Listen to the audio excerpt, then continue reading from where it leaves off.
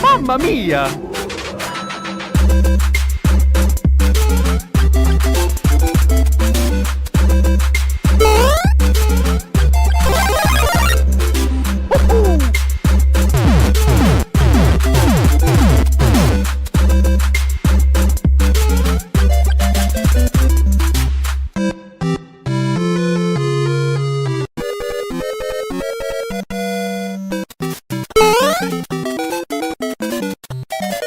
Mamma mia!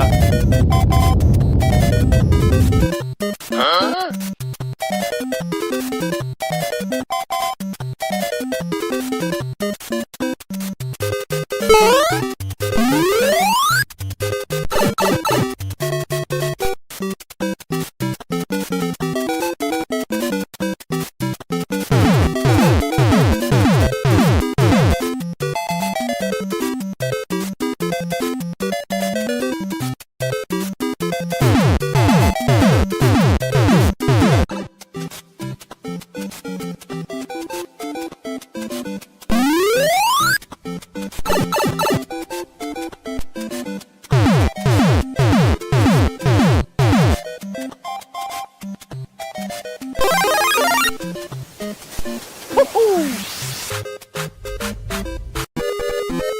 Nope.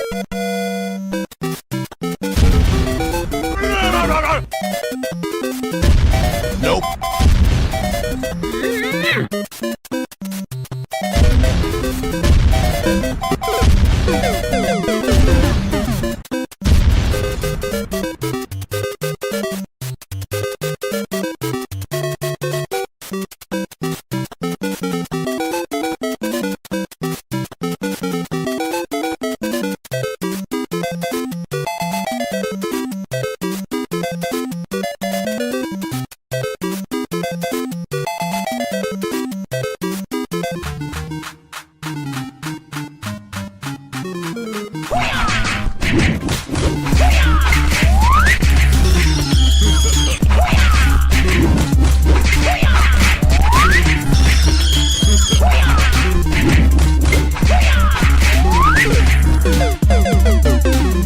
Mamma mia!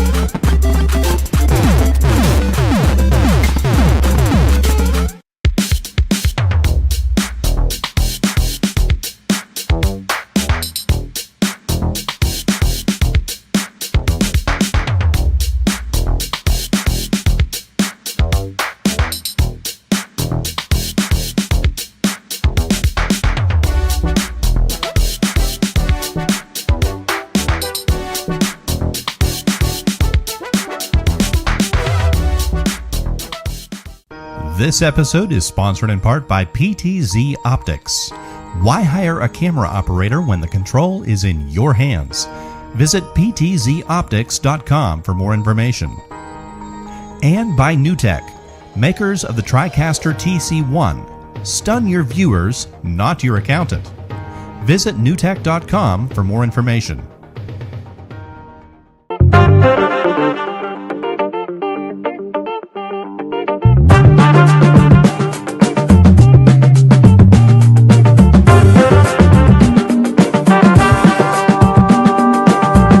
This is Jason from Retro Gaming Asylum. Welcome to Game Masters. Well. It's been a short week, but Brandy, we're back. Yes, we are back on a Wednesday. For real this time. No joking. It's been what? 4 days since the last podcast, because when we did it on Friday, is it 4 days? I lost count now. Feels even shorter because it's always a fun time chatting and, catching up with everyone. It feels like I never left y'all. Yeah, we're gonna have some fun today, and I want to put this out to you guys here. Up until about 5 minutes before the show, I thought I had it down to where I could pull in all the chats from all the locations all at one time. I said to Brandy, I was like, "Look, look, look! I got it working," and it wouldn't put. It only pulled um, the dummy chats that the service provides, and it wouldn't pull our chats in. So another week maybe. I should have it next week. I'm thinking next week. Yes. So we will shout everyone out as they're, coming on through. We have tons of people in the chat already. But hopefully soon we will see you guys pop up on the screen. We're really excited for that.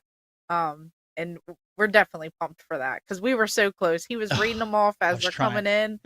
And I could see them. I could see them on our side. But Yeah. then, She was coming watching over me. to the other side. She was watching me. She's like, I have no idea how you're doing this, but it looks cool. Yeah, I know. I know. I was like, I'm not taking notes or anything. Going to be quizzed on it, but it looks awesome. So Brad in the chat room, he tells me, rookie. Brad's from the old days of when I used to do a lot of broadcasting shows, and so he knows if anybody's going to do it, I'm going to do it. There's not going to be any ifs, ands, or buts about it. We're going to make it happen. So guys, just bear with us. We'll have it next week, and then you'll all get to see your chats down below. It'll be really, really cool.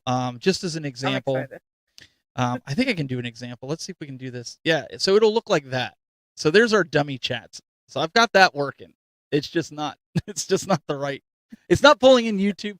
Because here's the cool part. Those of you guys that love YouTube, that are on Brandy's channel, you'll get to see what the guys on my channel are saying, and vice versa. You'll get to see what Facebook people are saying, not only on my channel, but Brandy's channel. And you'll get to see Twitter and Twitch and Kick and all the other places that we go live. So you guys don't realize that we're live probably, Brandy, on 8 to 10 different platforms right now. Mm-hmm. Yes. And then, afterwards, if you guys want to listen to us anytime, we are all over the place.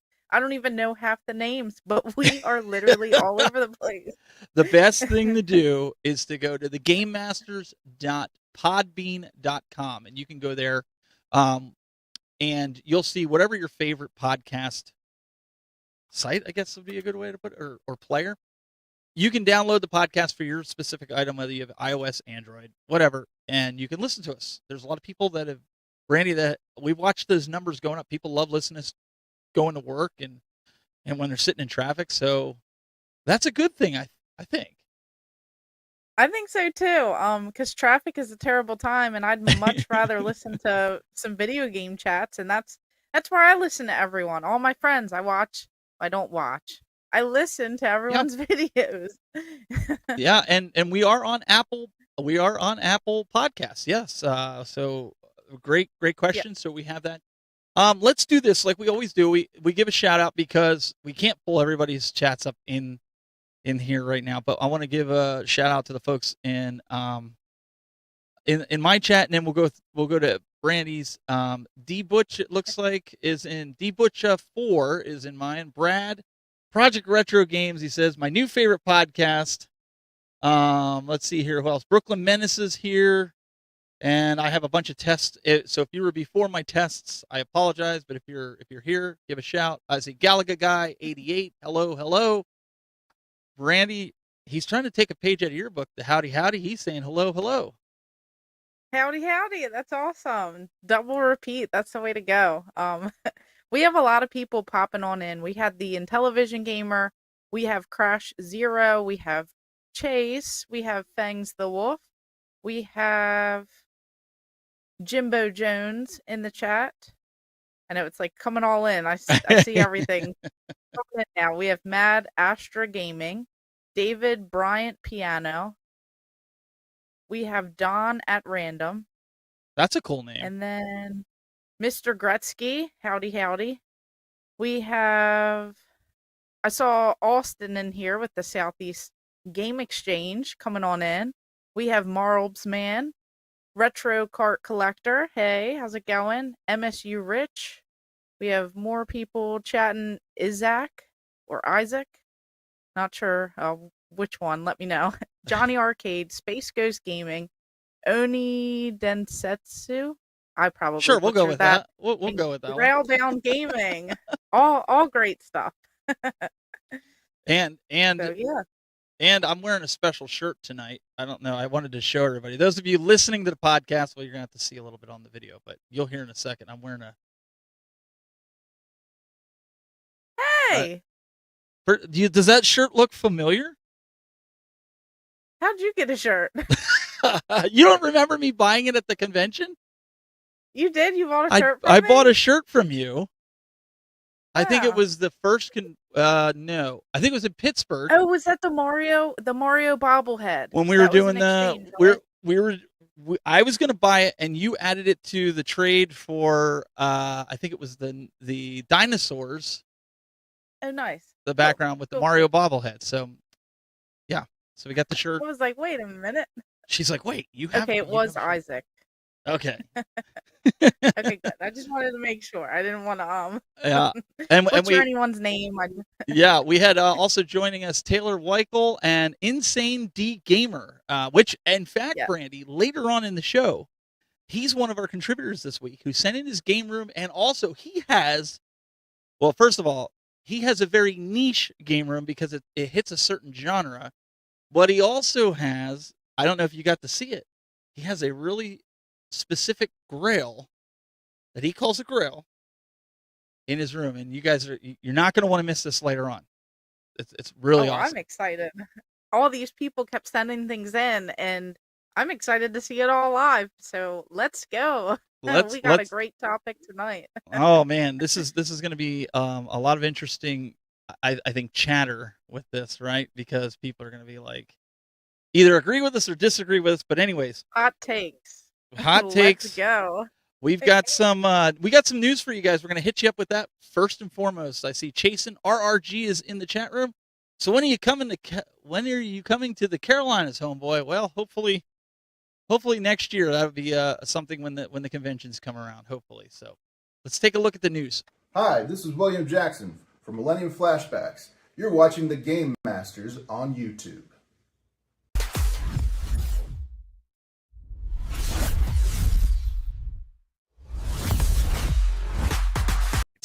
So right now, obviously, Nintendo Switch 2, Brandy, is on the rise, and obviously that's pretty much the only thing right now that's huge in the news. So, Nintendo Direct tomorrow. Are you excited for it as somebody that doesn't have a Switch, or are you just kind of like, it's another Direct, no big deal, whatever? No, I mean, I think this would be the one that maybe I want to look into because I kind of want to know what's coming out. Because that might sway me to maybe pick up the pace a little bit and try and find a Nintendo Switch 2. I've been looking around, but they've been sold out. So maybe if I see some really exciting news, I might look a little harder, Yeah, so I mean, you can see here, this is straight from Nintendo. The Direct is tomorrow. For those that want to check it out, we're not going to speculate in what games. This is supposed to be a partner Direct. So I'm assuming we're going to see the roadmap of games, Brandy, for the next 3 to 6 months. I'm thinking it's at 9 a.m. tomorrow Eastern, 6 Pacific.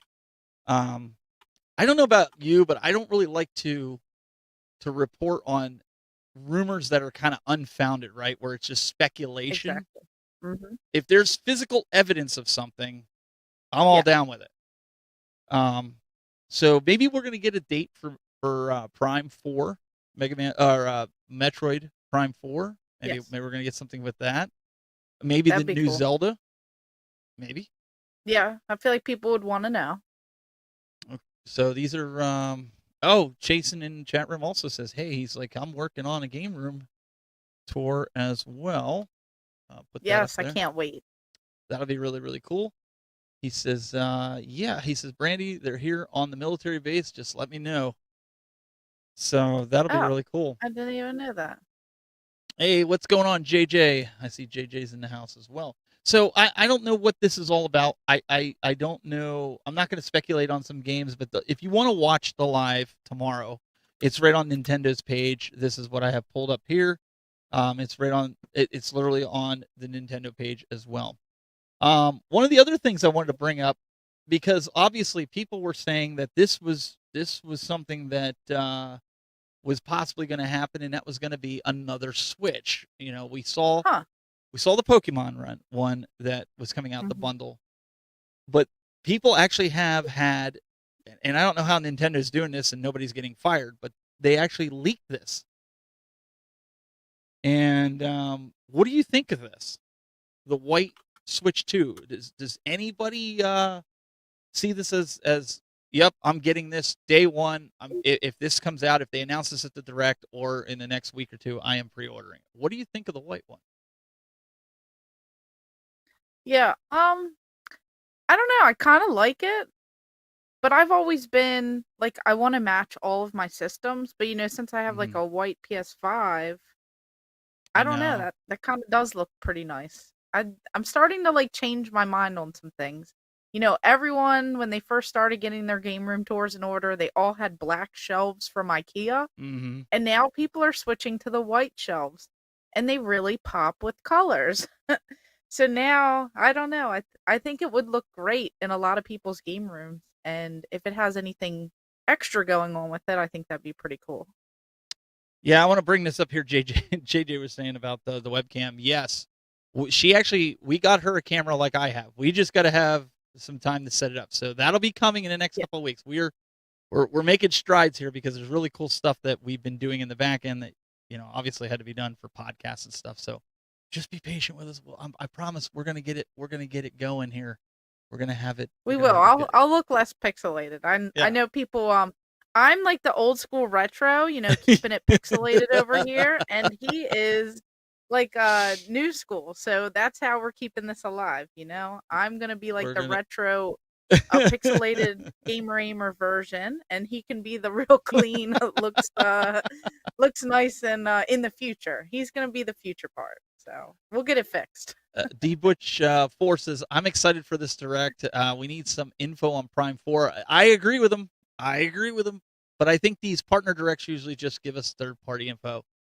Yeah, I'm hoping that's not the case. I hope they like Apple used to do that. One more thing, and they throw something like that in. I'm hoping they do something. Yeah, that's what Austin was saying too with Southeast Game Exchange. I doubt we will get any first-party news since it is a partner showcase.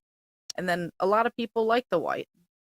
That's good. I kind of have feared that, and I know what's going to happen. So I'm just going to prep you guys now. So tomorrow when you go to YouTube and all the Nintendo YouTubers do videos on this, you're going to see a lot of sad faces on the thumbnails.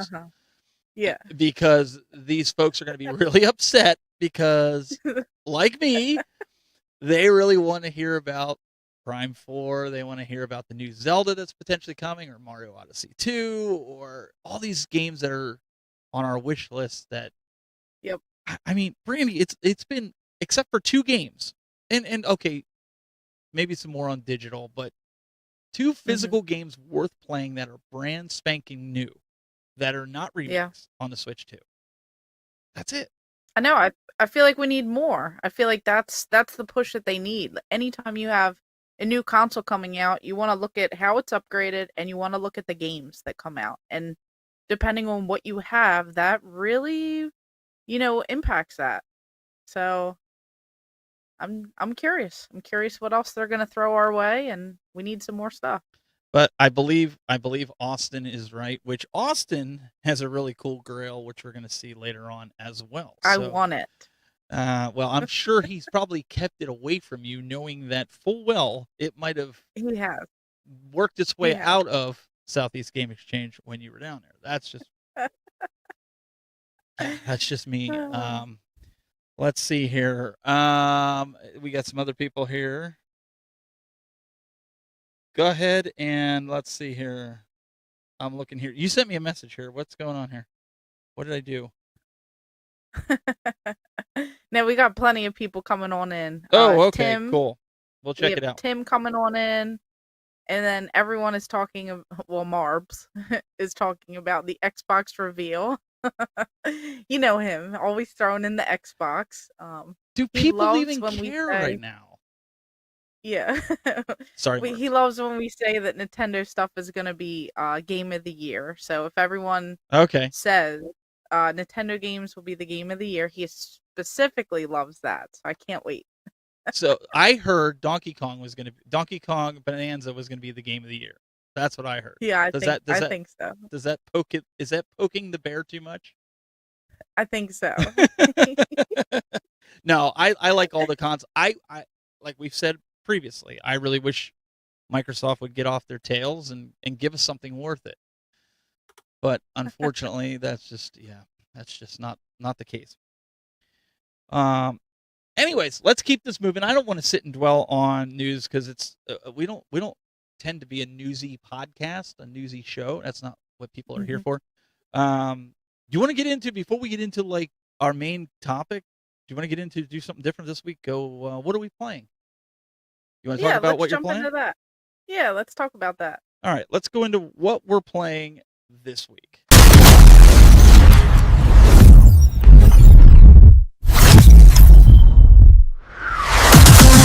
All right, so why don't you start us out with what you're playing, and we'll kind of dive into that. I'll cue it up here, and you can talk. I'm assuming we'll just talk over it.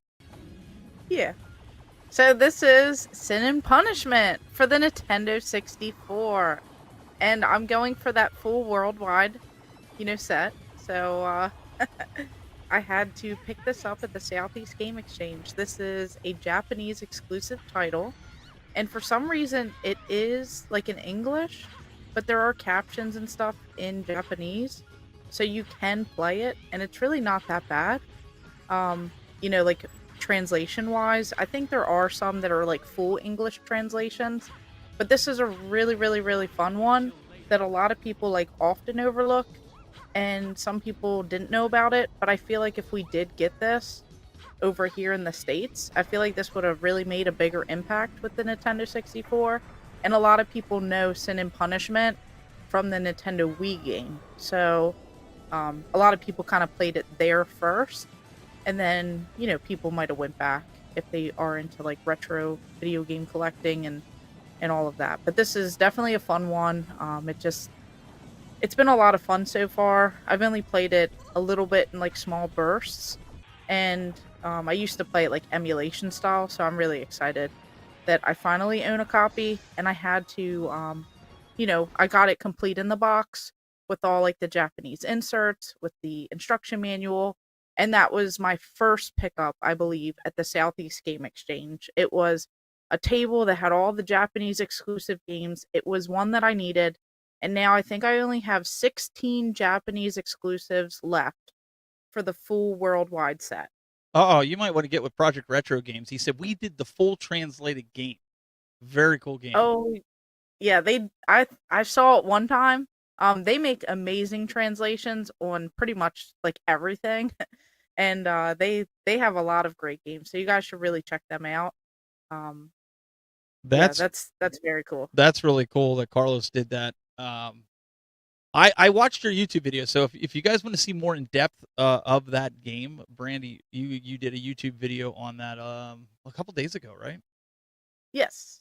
Just recapping it. I have plenty more coming at you on some other games that I did pick up, like Super Nintendo, because I'm also going for that set. I did pick up some Nintendo games, so make sure you guys follow both of us, Gamer Ahmer and the Tech Buzz. Make sure you check out both of our channels, because it'll kind of like relate a little bit as we kind of go through this podcast. So you guys definitely want to check it out and follow along. Absolutely. So me, on the other hand, since Friday, I haven't really dove into a whole new set of games. I'm still playing Donkey Kong. I'm still playing Mario Jamboree, but I forced myself to get into something else, and that was because it's for my upcoming YouTube video. And if anybody's familiar, you guys know I talked about the Aladdin Deck Enhancer. If you don't know what that is, I'm going to have a video coming up here. But I was in the world of Dizzy the Adventurer, and this is a very interesting game, Brandy, that you go, like, there's different items that you pick up. It's kind of puzzle based, and I'll just be honest, it's kind of cheesy too. I think as I get into some of these games, like, you'll find different pieces here, like you can go to your sub menu and use, if you found like a pickaxe, so you can break a rock to get access. Sometimes, like, it had me scratching my head at the beginning. I didn't know what I was supposed to do. And then I accidentally, my son was like, the one part was like, put some sticks by the door and set it on fire. And opens the door up, and I mean, you have to really think outside the box when it comes to that game. And and you're going to see in the video, which kind of gave me a setback. I couldn't make this work on my original Nintendo hardware. I even went out and bought a new 72-pin connector for my Nintendo Entertainment System because I thought, well, maybe there's something wrong with it. Put it in, it still just flashes red. I cannot get it to work. But my son had a Retron, and I put it in there, no problem. It works beautiful. You saw the captured footage. I'm able to get it, no big deal. So that kind of set me back on creating the video. I actually wanted it done by today, but that wasn't going to happen. So now it might not be till Monday, if I can get it, because my parents are coming. My mom's coming to visit. She's coming out tomorrow, so she'll be here Friday and Saturday. So I doubt I'll get anything done then, unless I can get it done at some point tomorrow. But either way, guys, if you've never heard of Dizzy the Adventurer or the Aladdin Deck Enhancer, I'm going to have a video coming up on that, and that should be a lot of fun. So Yeah, I'm excited to see that because I don't own one of those, shockingly. So I'm definitely excited to watch your video because that's going on a list. well, and everybody's going to be those inbox collectors / sealed collectors are going to be upset with me because Oh little no. did I know that was sealed when I got it. Oh no. I didn't know that it was sealed, so when I opened it up, like right where the seam was around it, that's why I didn't care to open it. It actually from probably where it was stored, the heat kind of separated it. So it was technically sealed, but it wasn't sealed. Gotcha. So I was like, you know what? I'm just going to open it because I really want to check this out and I really want to try it. So, Yeah, and that's the important part. You're excited for it. You're gonna enjoy it. You spent that money. that's right. Live your best life. That's it. We play the games that we want to play and how we want to play it, right? Like, so we were kind of talking, and the title of today's show is Overused and Overhyped. What does that mean? What do we mean by that? And in this retro gaming space, in the gaming space in general, everybody likes to say these are grails. This is a holy grail. Brandy, This is what does that mean? rare. It's rare. What does that mean? What does it mean to you when you hear somebody say that? So I think because of this, I've kind of taken a little bit of a deep dive. We're all guilty of it. I think all YouTubers are guilty of this because I think there's a lot involved here. But anyone that has an expensive video game, anyone that has something that is limited, a collector's edition, something odd, something, different, they're gonna say that it's rare or this holy grail or they've been searching for years for this. And then when you see these YouTubers, of course they're gonna put rare. I found my holy grail. You've never seen this before. I can't believe I found one. It's like those catchy things that us as humans, we want to see that stuff. So the algorithm on YouTube and social media is going to push that stuff out because no one wants to watch something that's just like, I picked up this Nintendo game. Like, you have to hype it up. You have to Yeah. say, I picked up this rare Nintendo game. So, if we kind of take it back though, like to me now, Holy Grail is a term that I have to hold a little true to myself. And that'll end up being like, what have I been searching for that's been really hard for me to find, whether it's due to money or due to just rarity. Mm-hmm. I think it's a subjective term, and like you said, a lot of us use it, and a lot of us just throw it around like it's just a normal word, right? Like we just throw it around in the collector's space, and we really don't put any context behind it because what I deem a grail, and this doesn't make it any right or any wrong, even for folks here in the chat room that have submitted what they deem as grails. I think I really do think it's subjective. I mean, like that power pad set, even though I didn't put it in the video for today for the grail because people saw, my game room tour and everything like that. To me, that's a grail. It was something that I've been looking for since I started collecting. That doesn't make it a grail for you. It's not super expensive. It's not super hard to find. Maybe the condition of the box, it's hard to find it that good a shape. But for me, it takes me back to my childhood, and it's something I've always wanted to get ever since I was a kid. So 30 plus years, you know. So I Mhm. think that, but I do think the original term of grail really leads toward that rare, expensive piece that you have in your collection, or Mhm. obscure piece in the collection.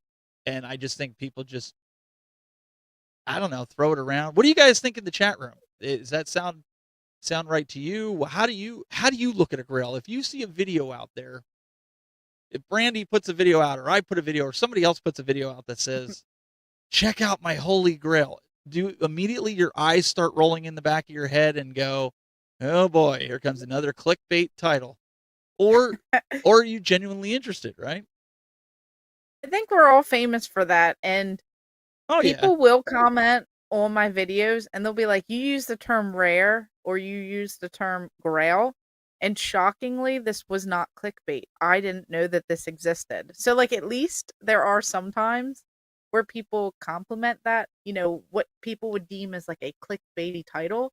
At least people have, complimented that because it really just depends, and that's what people are saying, like Skate and Bacon Media, one person's trash is another's treasure. Tim's saying, "Can't ever find them in the wild." Chase is saying, "Yeah, rare should be objective, but grail seems to always be a personal, subjective, and personal." Um, and Johnny Arcade, "A grail should be what it says it is." And then, everyone's just going on through and just saying their own personal opinions, and I think that's what we're gonna see here today, and it's Mhm. not always, putting down other people or anything like that. Like, everyone is from a different background, everyone has different means, Yeah. and everyone is in a different area. Just because you have game stores and you're blessed, to have these thrift stores and these rare finds, doesn't mean everyone else is. So I feel like we should never, put anyone else down because you don't know their circumstances, and they could have been, like hunting for years and saving up for years for this stuff that some people just, they can throw away money on things like game store owners. They can just drop tens of thousands of dollars, and to them, does it mean the same as someone who hunts every day on Facebook Marketplace, who saves up that money, who Mhm.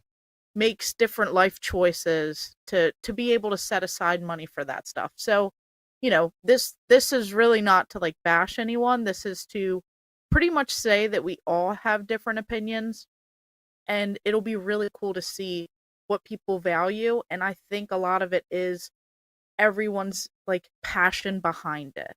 Yeah. No, that's a good point. And one of the other points more or less a question. I mean, because if you've ever met somebody, and you were talking about, um, video game collectors that are store owners that can go out and just buy anything.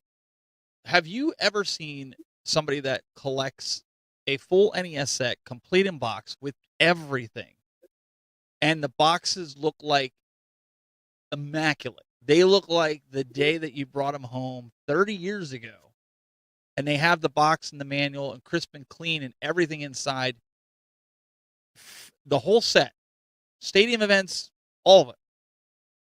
Wouldn't you consider that set a rare grail? Because you don't see too many of those around. People with complete inbox. And I'm not talking one that looked like it ran over by the UPS guy. I'm talking about boxes that look like they come off the shelves. Would you Yeah. consider that? Would you consider that a rare grail? I mean, I think so. I think the set as a whole, I think would be, Yeah. Oh yeah, really whole. awesome to see. Because, anyone can go on eBay, they can buy certain things, but I think it speaks a lot about a person, especially if they're going to, individually handpick everything. And I think that's really cool. Like, I know a few people that are going for like the full complete in box set, and they do have different upgrades over time. So they may buy something and then later they'll upgrade their copy and then they'll, resell or trade or something like that. But I think it's really cool to see collections like that start to shape and come together. And I think as a whole, I think certain things can be, grails or rare, because of that time and passion that was behind each individual purchase. Let me throw this out there to the chats, all the people that are in the chat rooms. Does it turn you off when a collector says to you, I have a grail? And I'm not just talking about in YouTube, just in your everyday walk, you go into a game store and the owner's like, I got a grail. Or instead of saying like, I've got something rare, does that really like irk you? Does it kind of work you the wrong way? I guess the best way to say it, Brandy, does it irritate you, or do you kind of just go, I know what he's trying to say, like it's a rare piece, it's an expensive piece? Does it give you the wrong vibes when you see stuff like that? I think for me, at times I have to,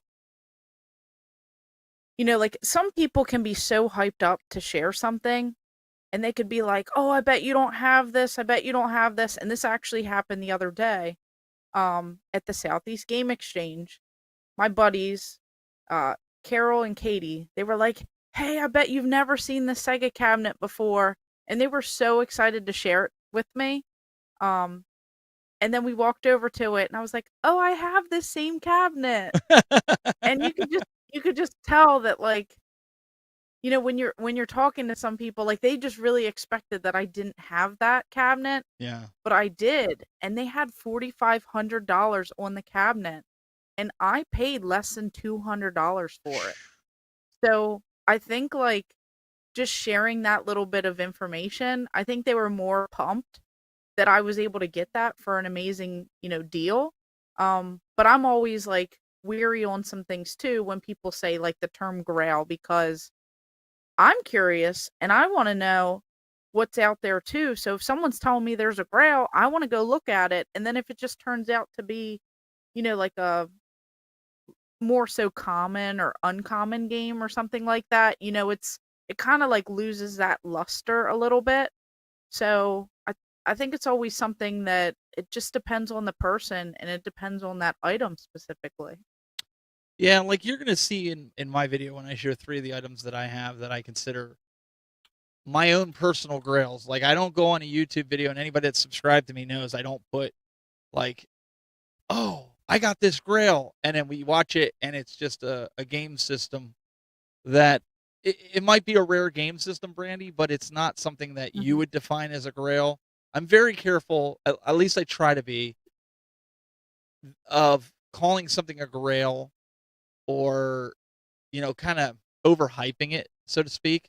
But it's okay for you to say it's your own personal grail. You have somebody, I've had people come to my game room and they're like, what's your best piece? Or here's a great example. That Retro Gamer magazine that did that feature on me, they asked what my grail item was. And I was kind of like, I don't know, because I don't really call things a grail. Like maybe to my family and to myself, like this was a grail item. I've been looking for this for 30 years, and that's kind of But to other collectors, I don't feel like you walking into my game room, you're going to say, well, that's a grail. I don't believe that. I mean, certain things I would, because you have some really cool stuff over there. I actually have stuff that you don't have. I've seen a lot. It's rare. I know, you sure do. I have some stuff that she doesn't have. I'm proud of that. Maybe those are grails. They probably are. They're my grails. But no, like I never want to like downplay anything, because like we explain every single time, it doesn't matter how much stuff you have. You can have a bunch of crap altogether, but it's like it really just depends on like what you deem as your favorites and what's passionate, what's nostalgic to you, what you enjoy, and what you kind of like bring together. And that's what we should all appreciate. It shouldn't always be, like people come over and they look at all this stuff, and sometimes like I get lost in like all of this stuff too, and they're so excited and I'm like, oh, I see it every day, type of thing. But it's like they may see something different that brings out that nostalgia for them, or something that might be rare or hard to find for them. And here, if I own it, I have to take a step back sometimes because I don't want it to just seem like I'm like, oh yeah, whatever, Yeah. because we get stuck in that where we've seen it a million times. Yep. But you never want to be, discouraging to other people because you want to, Oh no. have more people get into this stuff. And I'll be honest, one of the big things that I look forward to when people send in their game rooms to be on the show here, and also their grails, what they consider grails, I love, and I know Brandy, you love this too. I love hearing the backstory of how they acquired it, what it means to them in the collection, where they got it, those types of things. I love the story behind it, and I love when folks send it in and they give us a little bit of a backstory. It's not like, well, here's my grill. Like Austin did that a little bit. Some of the other folks that sent in stuff also gave us a backstory on it. And I would encourage you guys, even next week, we added this segment because you guys have been awesome by sending in pictures, and we've got a lot this week. And I know we've got some folks that couldn't make the deadline today, but they said, hey, we're going to send it in for next week. We want you guys to send them in. We want you to send us in what you consider your grail. And even if it's Super Mario Brothers for the NES and you call it a grail, tell us why you call it a grail. Help us understand, the story behind it. We want to hear that story. Like maybe there's something really huge behind that, Brandy, that I think would be really cool to showcase here on the show. That's what I look forward to more or less than to argue if it's a grail or if it's rare or, I mean, you can't deny if something's rare. It's rare. But to hear somebody's story, like even you were saying, like you got that cabinet for $200. To hear that story, is it how you found it, how you got it? Those are awesome. Those are the things that really, like, I don't know. I guess maybe that's the history side of me. Like I love to know how things came about and how you acquired things, and I don't know. That's fun for me. No, and I agree because it's like someone can offer me $4,500 for that cabinet, and I only paid less than $200. But I wouldn't even take that money. Even if I needed that, there's no way I would let that go because it has such a powerful meaning to me. And like the drive to get it was the most miserable drive of my life.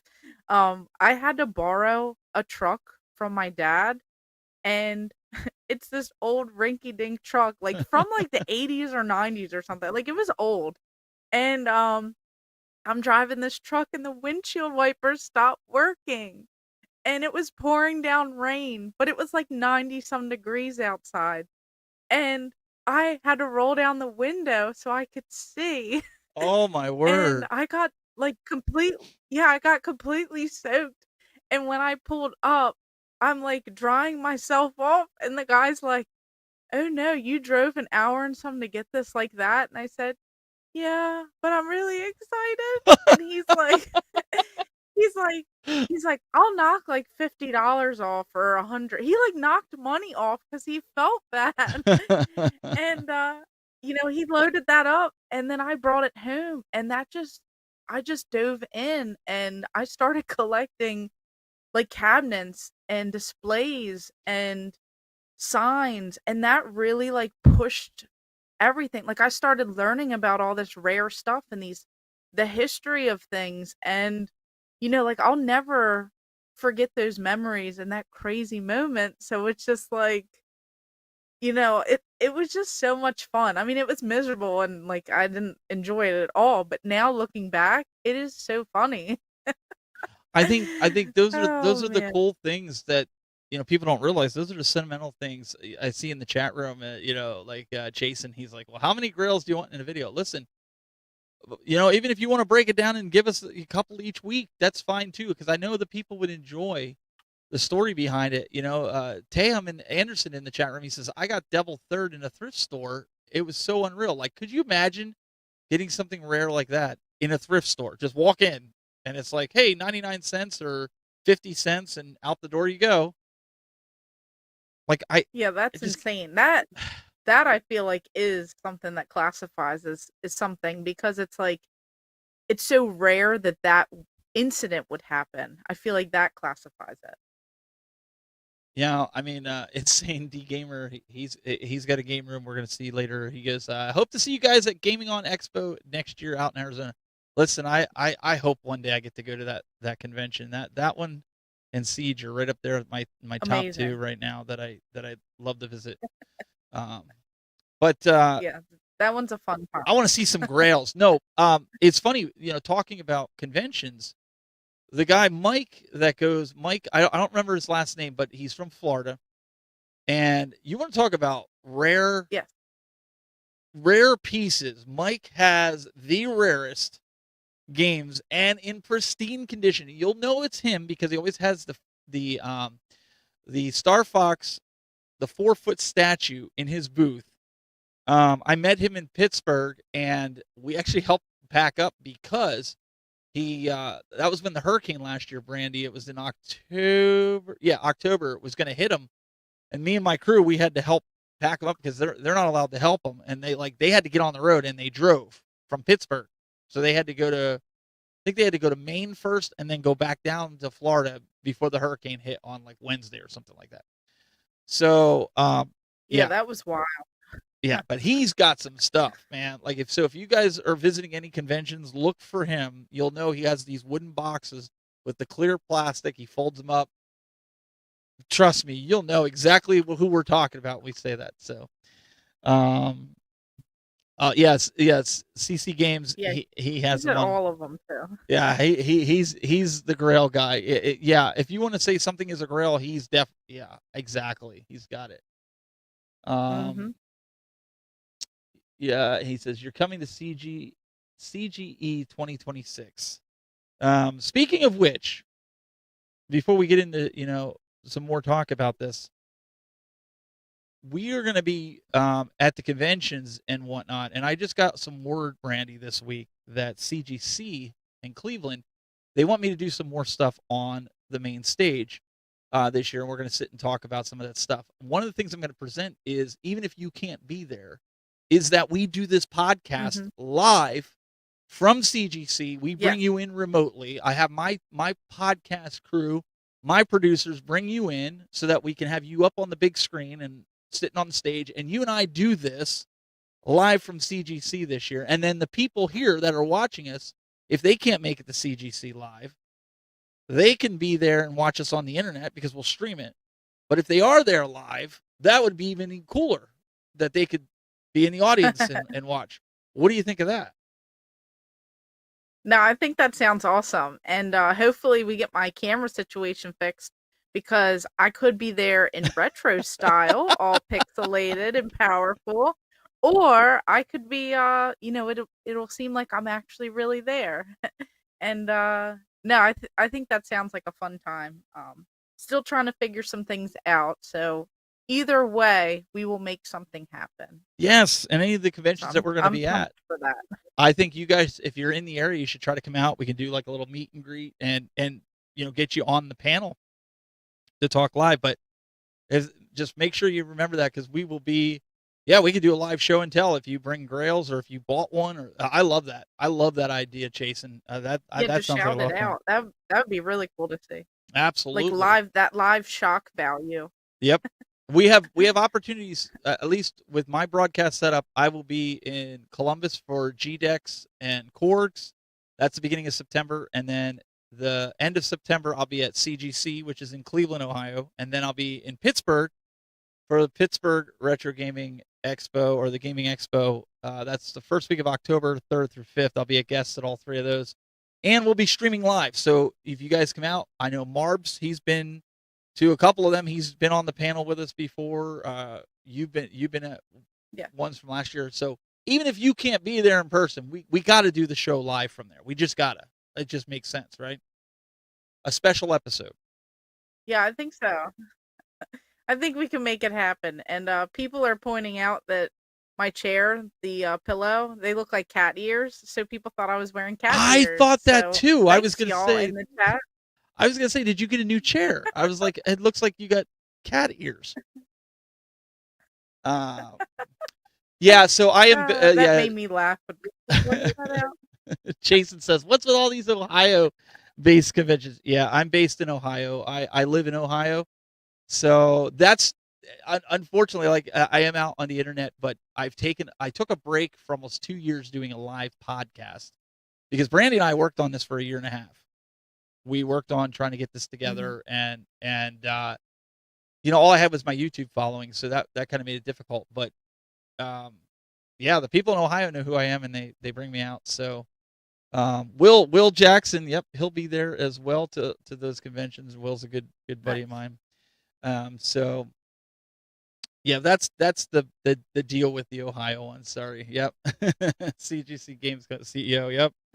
Kevin. They're Yeah. all great too. I mean, there's really so many to choose from, and everyone is super nice. So it's always a fun time. It just like it always is with everything. It always just has to align with work, with your schedule, with your home life. I mean, it just travel, money. We could go on and on and on. Well, and for me, that's the big thing because my family gets involved and they like to go, and my kids are still in school, so my kids also do the production for me when we're at. If you've ever been to any of these conventions and you see my kids. My kids run the production. They're doing the switching like I'm doing right now. They move the cameras around as we need them, and I just sit at the table and twiddle my thumbs and talk to these guys. They do all the heavy lifting. So, yeah. So I have to when I'm doing local shows, it's easier for me to travel with $100,000 worth of gear to take. And Brandy will tell you it's a lot of gear. It's harder to go further with stuff like that. Without taking a trailer or something, because you're packing kids, and I've got a real young one, so you got to take a playpen and bags and stuff. So, anyways, that stuff is coming up, but we're going to be live from the different conventions. That should be a lot of fun. But Jason wanted to know in Ohio, what are the best conventions? I mean, I'm a big fan of CGC. I like Korg's. Torgs was pretty decent. There's only really like 3 major ones. I've never been to GDEX. That's an independent developer thing, and I know they're doing it with Korg. So I've never seen GDEX, so I can't really answer that one. But those 3 at least, What about for you? No, I mean they're all fun. Yeah. Korg's was definitely a lot of fun. Gary's always super nice.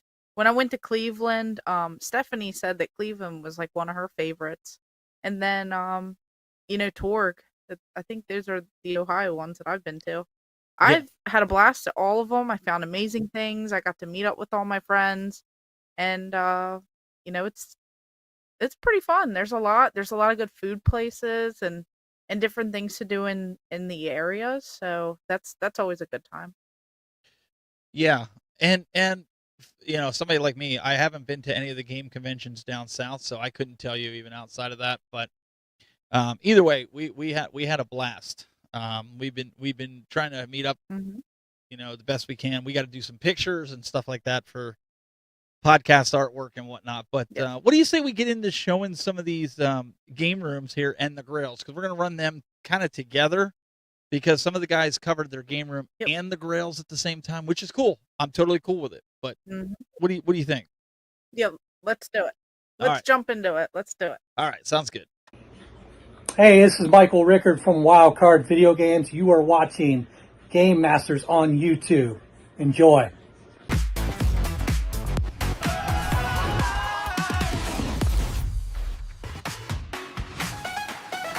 All right. Oh, me? Yeah, you. We're gonna have you go first, because ladies first, right? So you have a few clips of rare grails, or are we gonna call it a grail, Brandy? Yeah, let's do it. Let's call a couple of these grails, and and then I'll kind of explain the difference between them. Let's do it. All right, let's check it out. Of course, when people hear the term rare, holy grail, uncommon, they often think about those expensive titles. Like this one right here. This is Clay Fighter Sculptor's Cut, one of the more expensive games on the Nintendo 64. And when I first started collecting, this was my holy grail. Only because this Blockbuster sticker on the back has a phone number of my childhood Blockbuster. And this thing is just super insane. Seeing that just really personalizes this, because not only is this one of a kind, this means something to my childhood. But then we start talking about some items that are a little bit more difficult to find. So even though these aren't super expensive, the fact that these Super Nintendo games are the not for resale demo cartridges, these are going to be for those kiosks. You know, we start to kind of dwindle it down even more. And then we have these games that are super common games like Earth Defense Force, but this sticker on the back is a property of Microprose Cartridge Division. This right here is one of a kind. There are no others out there, and I actually confirmed it because my dad's friend worked for Microprose back in the day and worked on this particular game. And they had a library area where they actually had games that they could take home and play or play on their lunch break. So that starts to kind of make it seem a little bit more rare. And then, of course, you'll see people who talk about these super, uncommon items like Animaniacs for the Super Nintendo, the sample, Super Famicom cartridge. And right here, this is the PAL version. This would have been a sample copy from September of 1994 that would have been sent out. And then even this one right here, Toy Story, property of Disney Interactive for promotional purposes only. These right here, these are prototypes for the Game Boy. We have Samurai Showdown, and then we even have this F-15 for the Game Boy. These are going to be prototypes. Only a handful of these were actually made to develop these games back in the day. And this one right here is one of 3 that exists out there in the world. This is for Rocket Robot on Wheels for the Nintendo 64. You know, when I used to think that certain rare, expensive games were those holy grails, this right here is a gem for me. This is Sprocket, and it changed to Rocket Robot on Wheels because Sprocket, they could not get the licensing for. There's only 3 carts that exist, and there's only 2 that have this prototype artwork on this label here. And I have one of them, and I think mine's the better shape, the better condition one. So this right here is just so rare. This is what I would consider rare. Something where there's only 3 out there, just like some of those other games, one of one, or some that only have so many out there in the world. A lot of these retail releases, you could get these. Some of the rental titles, you could still get those. You just have to pay a hefty penny. But some of these just never come up for sale, and when they do, you have to jump. Wow. Dude, that thing looks like a tombstone. Yeah, it's like double the size of a regular cart, and Wow. definitely insane, I would say. Now, I just kind of, bebopped around the game room and picked a few things, but I kind of wanted to show like the difference between certain things. Um, you know, because it's like you could go on eBay and you can find anything if you have all the money in the world. But some things rarely pop up. And when I first started collecting, I met a buddy of mine who had the Nintendo 64 Lite from Nintendo, like the store display, and he had that Sprocket, Rocket Robot on Wheels prototype. And he was like, I'll never let it go. And I was like, if you do, let me know. So for about 5 years, I waited for him to put that up for sale. And when Wow. he did, I made some payments, to him to get that because it was something that like was a little out of my comfort, but I Yeah. wanted it and I knew I'd appreciate it. And you kind of have to make those things work. So, it's just any amount of perseverance, patience, and money, you could pretty much get anything. You could get your grails, you could get those rare items. But I like finding the extra, like the history behind it, like that Microprose gaming. A buddy of mine, now it's my dad's friend's brother. He worked for Microprose. He had all these promotional items, and now he works on Elder Scrolls, and he's worked on like Skyrim and like all that. And my dad doesn't know anything about games, so he's like, "Oh yeah, that one guy who, my friend's brother who works on, he does that gaming crap or whatever." Like he doesn't understand, and for him to to explain it, and I actually have a couple other things here that I'll show. So, like I said, he worked for Microprose, and this is a PC game. Now, this takes it to rare. Like this is the only existence of what Really? you're about to see here. So this is a video game Rex Nebular and the Cosmic Gender Bender. It's a weird PC game. But on the back here, you'll see a couple images. Now, the person that actually worked on this game, so like this, especially this top image here, at the top part of the box, you're about to see this. These are the only ones in existence. These are the original artwork for that game. So this is hand painted by the person who was designing this game. That's that same image that's at the top part of that box. This is a scene in that video game. That's crazy. And I don't just have one original artworks. Like, this is one of one. There are no others out there ever. Just these are the only two from back in the day. They're signed. It says 1992 on the back. So this one right here is also a scene from the game. So, having this stuff, this is what I consider now in my mind like holy grail. These rare items. You cannot go online and buy this stuff. This is literally the only ones in existence, and there are no others. Like, that's it. This is all. If these, disappeared or got damaged, you would lose that part of history. Like, that is literally it. That's the only one in existence. Now, is it the most popular? No. Does anyone know this game? Probably not. But the fact that that is the only one, it's like signed, it has the initials, it has everything on there, like the lines that they use, the signing, like, that's it. That's pretty cool. Like, I agree. That's something that I think you would fall into the grail category. Maybe we're gonna define that here today, I think. Yeah, I think we can all collectively, like everyone in the chat, Space Ghost Gaming, that's impressive. Chase says this is the rare goodies we love. Lazy, the name, even has like a, like a muscle sign. Yeah. Isaac, the history behind it is always awesome, especially with a game like that. PNX World's in the chat. Oh snap, yeah, stuff like that. There is only one. That's crazy. So I think we're all kind of narrowing in on this a little bit. See, guys, this is not just about seeing, and flexing.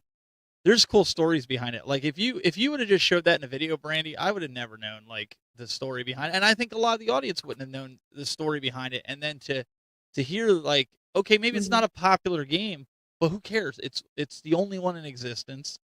The artwork's the only two that are in existence. That is cool. It doesn't matter if it's worthless. Just to know that is the only 3 items in existence. If you're a video game enthusiast, that's cool. Yeah, and I'd love for this stuff to like be on display one day for like people to see. Because it's definitely cool. It's not as cool just sitting there on a shelf in my collection, and the video didn't even do well. It's like, people don't care to search for this stuff. It's not going to hit any algorithm, but to me, it's something that I appreciate because he just gave them to me. Like, he had them just sitting there rotting away, and he was getting ready to trash everything, and he's like, I'm so glad that you told me you collect this stuff, because then he started like giving me all kinds of employee t-shirts and promo items and things that they had, like this from Morrowind, Elder Scrolls Online. This was at an employee party that they had, and you could only get this cool cup if you ordered a root beer float. So because he got a root beer float, he got this cup here, and now I have it in my collection, and it has the etching on here of the Elder Scrolls Online. So I mean, it's just like weird things that would have been like lost to history, and if he just trashed it all. Yeah, it makes you wonder how much of that stuff actually didn't make it into somebody's home or into somebody's hands and did get thrown out, because I'm sure there's a lot of that stuff. Let's see here. Looking at the chat room here. Insane D Gamer, he says, both of you guys have amazing game rooms and collections. Well, we appreciate that.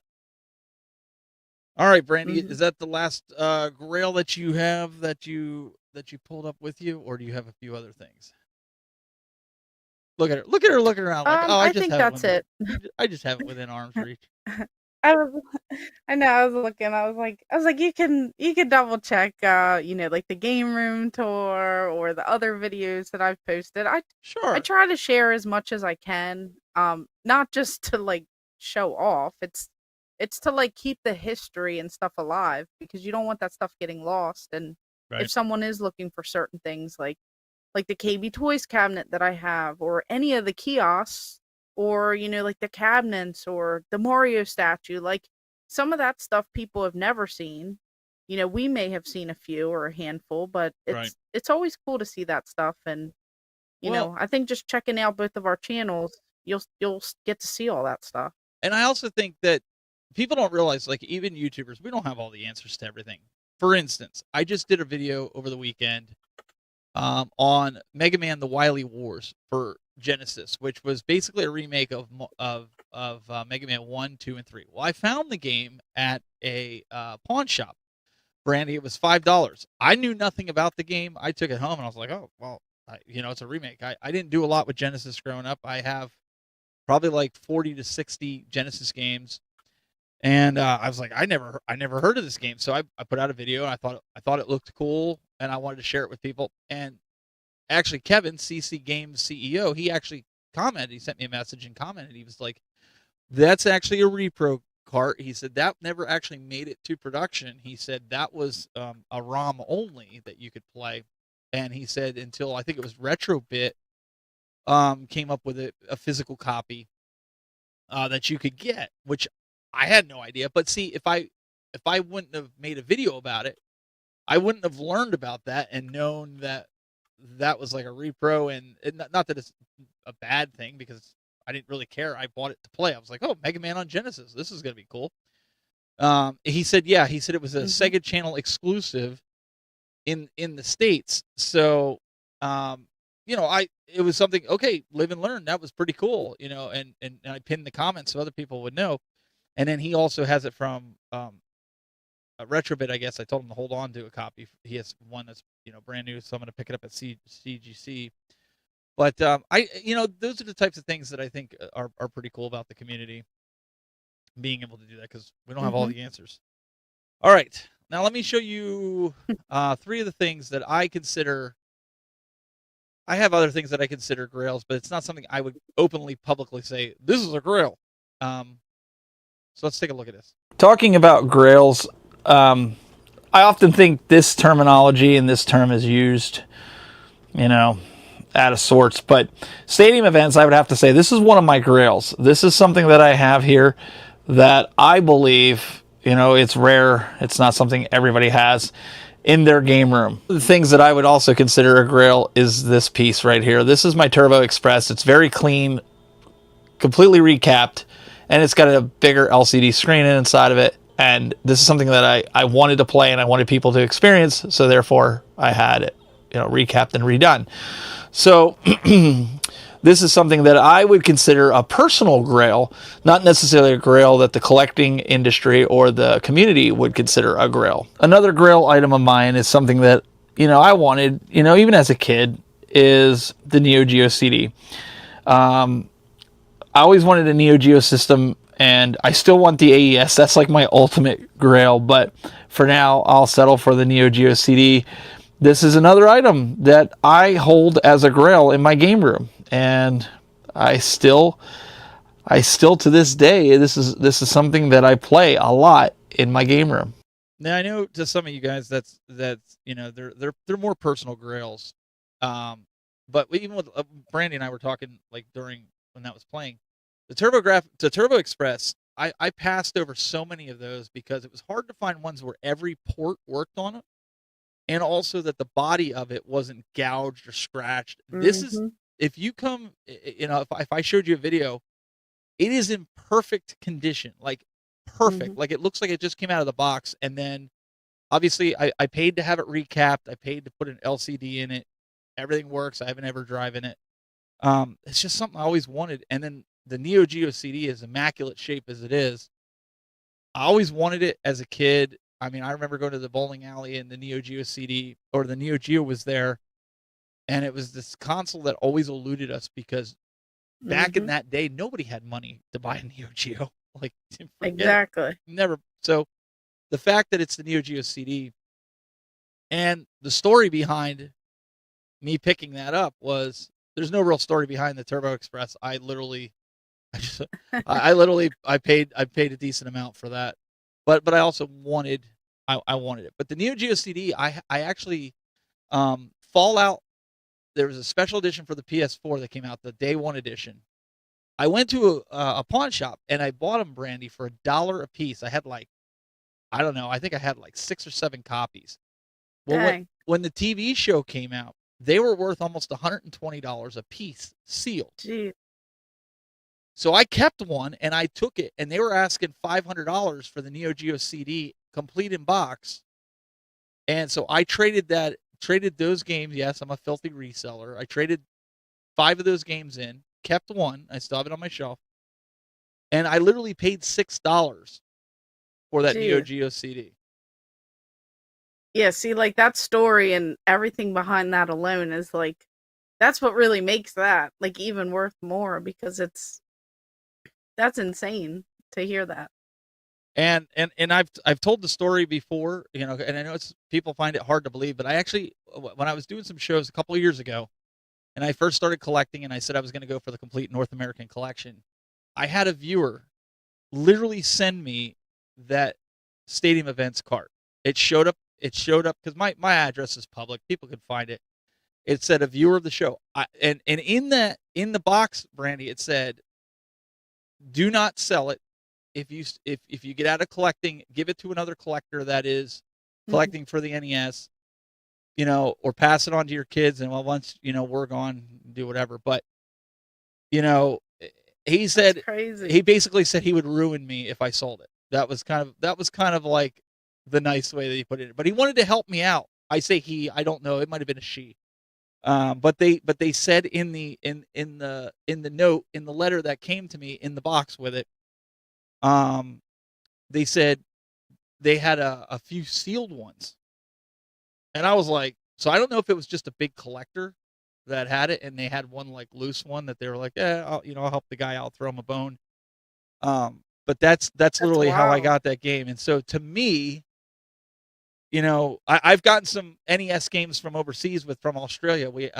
Big Reese, he watches the show. He lives in Australia. He sent me 2 games from Australia. I'll never get to Australia to buy games like that. So I was like, yeah, I mean, I thought that was really cool. So for me, that's why I say I think that's the most grail piece that I have, next to that one that I showed a couple weeks ago with that goes in the kiosk. Man, Yeah. it just means a lot, in the community tries to help you out like that. And honestly, that was before I knew what Stadium Events was really worth, to be quite honest. Like, he sent it to me, I got it, and he's like, this is a very valuable game. And then when I looked it up, I almost fell over. And so when people go in and they look at it, I always I'd be shocked too. well, I always say to them, I'm like, you want to hold $20,000 in your hands? And I hand them that game, and they're just like, really, somebody? I'm like, well, that doesn't mean somebody's going to pay that amount for it, but it's just a cool talking piece. It's like when you go down and you got that big, not a roller coaster. What is it? That thing that goes for the merry-go-round with Mario, that you have in your collection. What is it? Oh yeah, the kiddie ride. The kiddie ride. That's what it is. The little kiddie ride. Like, I just have a kiddie ride sitting in my game room. I mean, or a 4-foot Mario statue, right?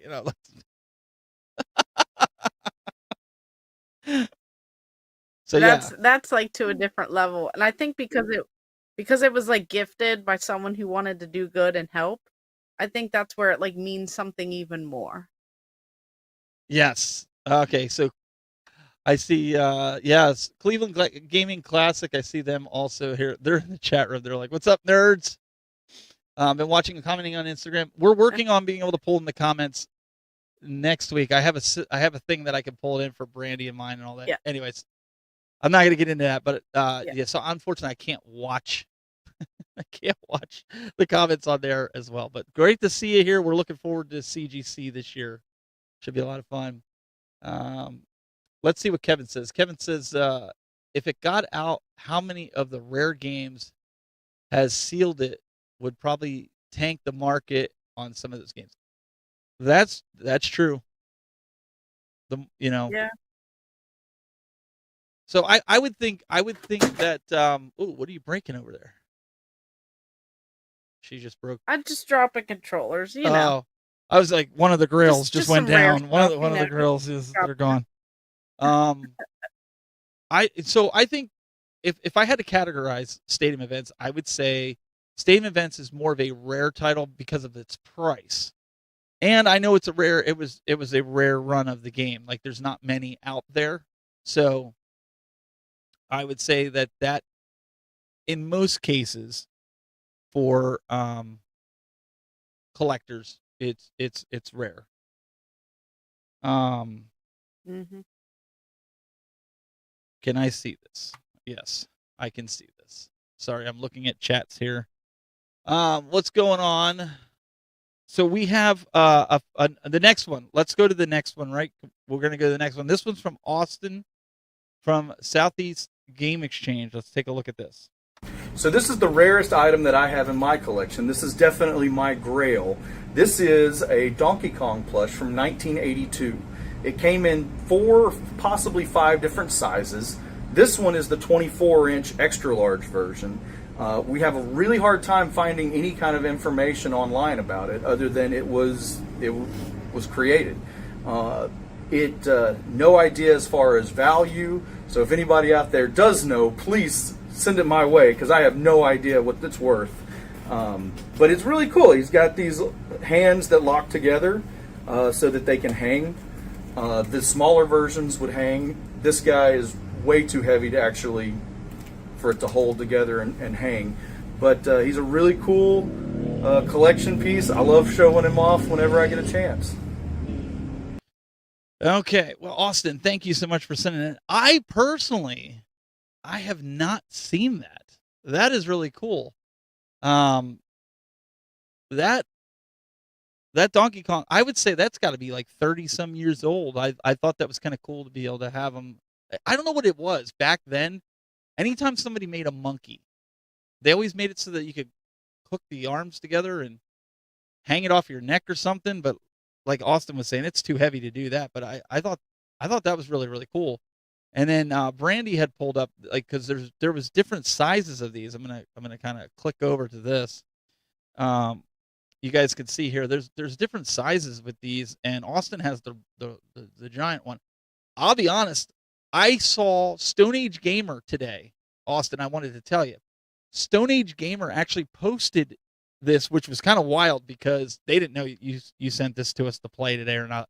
Go to their page, you'll actually see, and they might have some ideas on how much it's worth. I believe they have one that up until you showed it, I had never seen one of them before. I never heard of it. So having that's really cool. That I would say that's a grail because you don't see stuff like that.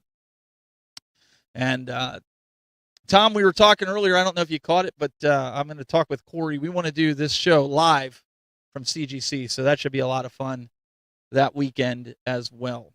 We got to get some people there that are going to be at CGC to bring your grails and show us so we can do a show and tell live. I think that'll be a lot of fun. And again, I can't emphasize enough. Send those videos in. Get the videos of your game rooms. We got some game rooms coming up, and we have some grails for some of the other viewers that are watching as well. So if you have a grail, if you have a game room, it doesn't matter how big or how little it is. Some of these are like, if you got the story, we want to hear about it, right, Brandy? We want to hear about the stories, not just the pictures and the videos. We want to hear the story about it. I know. I love the story. So like, I really hope that Austin, he finds, a little bit more information on that. And because I only have like a smaller one, I don't have the little mini one that has like a little hanging thing. But I keep going to these game stores and I send him a couple pictures and he's like, those aren't even the big ones. And I thought those were the big ones that I saw. So like, it is I told so him, insane. I told I him want Stone all. Age Gamer just posted today that exact gorilla. That Big? the big. Well, it's hard to tell because it was like half of it from the chest up. But they were like, "Did you ever see this?" I told them to go on their page and message them and see if they have any idea, because I think they have it. I think it's a picture that they took inside the store, and he would be Yeah, able I'll to double check. Yeah, double check, because I know it was Stone Age 'Cause there's- Gamer that There's posted. one that's like 18 to 20 inches or something. R- He was telling me earlier. Yeah, I showed that picture earlier. Yeah, he was saying there's a 18 to 20 inch one, but there's one even bigger than that. So like a lot of people will see the big one and think it's the big one, but there's one even bigger. Oh. So Yeah, Austin's was pretty big. yeah, his is like massive. Like to me, it would probably literally be like half my body. It would just, I would look like a little, like tiny, like just Well- trying to carry this big, well- massive. Well, to be fair, that's not hard to do. Hey. I mean, you're sitting down and I'm sitting down, but I mean, like We're the same everything's height. kind of half the same body. I mean, I'm just saying. So, but no, I get what you're saying. I'm curious. I'm curious to see what that's worth today, because his is in real good shape too. There's not, like, I was looking at it. The colors were a little off when it imported into the TriCaster here. I apologize. It's nothing you did, Austin. Yeah, I think depending on the phones and stuff too. Sometimes Yeah. my iPhone does that, and so it Yeah, could just be it wasn't that, anything but you the did. true beauty is, seeing it in person would probably be like the true beauty. Yeah, they're saying I roasted you. So I am short. I'm okay with that. I'm fine with short people jokes, hey, at least you can tie your shoe easier than the rest of us. Yeah. All right. And I'm the last to get rained on too. There you go. There you go. She hides under people like us. All right. So in the chat room right now, we have Insane D Gamer. He actually sent in a tour, and he also tells us about his grail. Check it out. Hi, Insane D Gamer here. Welcome to my game room.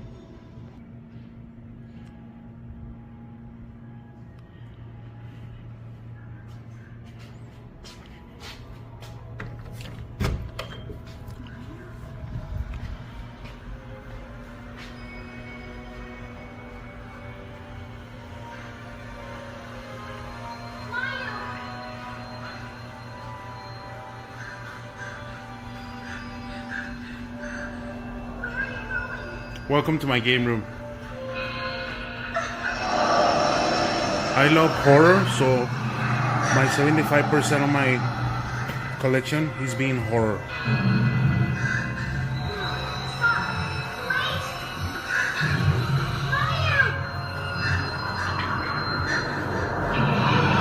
Star Wars. I love Star Wars.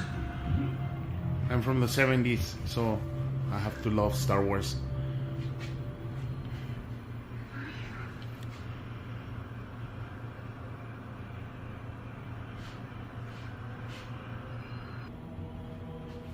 I have the full set of original Xbox. This is the most expensive ones that I have in my game room. This is all my PS5 collection. On the bottom, my PS2 collection.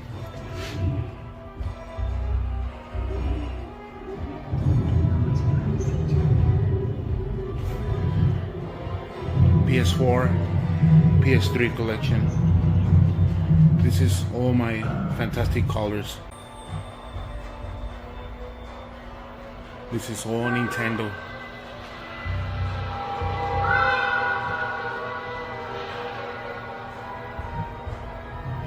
This is my 3D TV.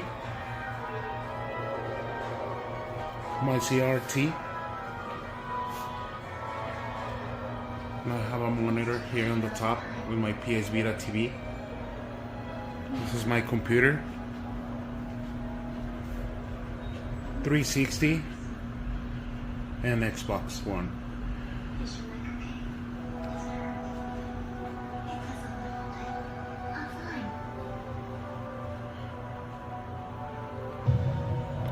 One of the grails that I have here is this banner, but it's almost 10 feet. It's all the way on the top with all the story of Mario Bros. I got these for $100 like 50 years ago in one of those stores in Mexico. It was like kind of Toys R Us. It's hard plastic. It's pretty cool. I'm from Texas. One of my favorite characters is Leatherface.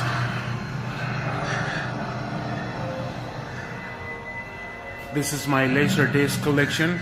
I have more than 400, almost 450 Laserdisc movies. Very expensive ones and very rare ones in my collection. Another grail that I have is this Spider-Man collector's edition from Blockbuster that I found in the trash, believe me, for free, in the trash.